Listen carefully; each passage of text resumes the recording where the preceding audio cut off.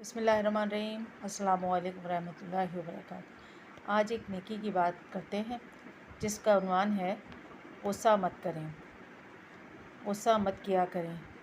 क्या आपको गुस्सा आता है? क्या आपको गुस्सा आता है? क्या आप बात बात पर दूसरों की बेइज्जती कर देती हैं?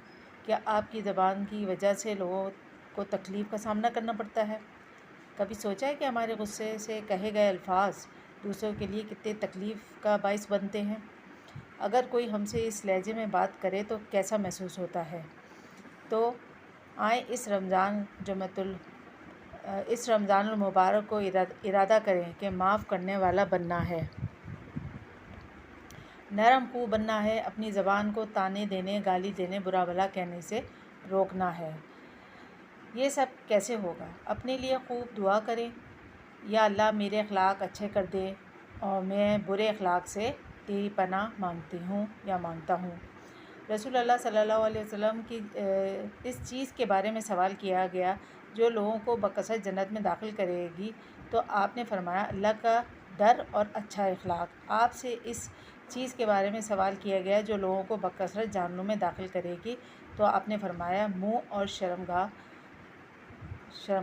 जो जन्नत में आपको ज़बान और शर्मगाह ले जाएगी और वही दोज़ख में भी ले जाएगी। इसकी हिफाजत करनी है। आज के लेक्चर में जिस घर का ज़िक्र है उसको पाने के लिए अपने अंदर से गुस्से की इस आदत को ख़त्म करना होगा। जैसे अपनी इज़्ज़त प्यारी है, ऐसी ही दूसरों की भी इज़्ज़त प्यारी है होनी चाहिए,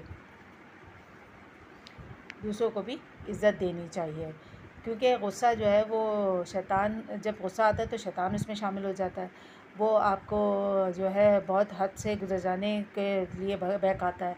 गुस्सा एक तो अब अल्लाह के नज़दीक गुस्सा हराम है, लेकिन उसे पी जाने का हुक्म है। क्योंकि जब गुस्सा आए तो जब बहुत शदीद गुस्सा आए तो उस पर हुक्म है कि खड़े हो तो बैठ जाओ, बैठ गए हो तो लेट जाओ, वज़ू कर लो, लेकिन अपने गुस्से को ख़त्म करो, पानी पी लो।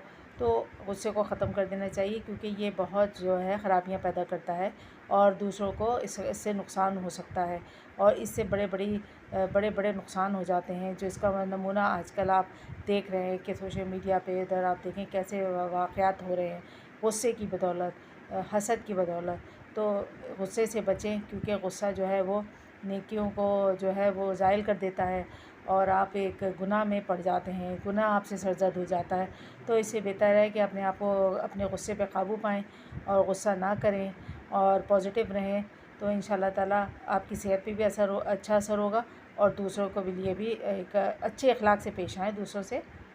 अगर आपको किसी को कोई बात बुरी भी लगती है तो आप उसके साथ नरमी से पेश आएँ, इखलाक से पेश आएँ, अपनी बात ज़रूर पहुँचाएँ उसको। अपना गुस्से का इज़हार आराम से करें, लेकिन ये है कि ज़रूर अपनी इस चीज़ को जो है तैश में आने की ज़रूरत नहीं है, मगर अक्ल और शऊर से काम लेने की ज़रूरत होती है।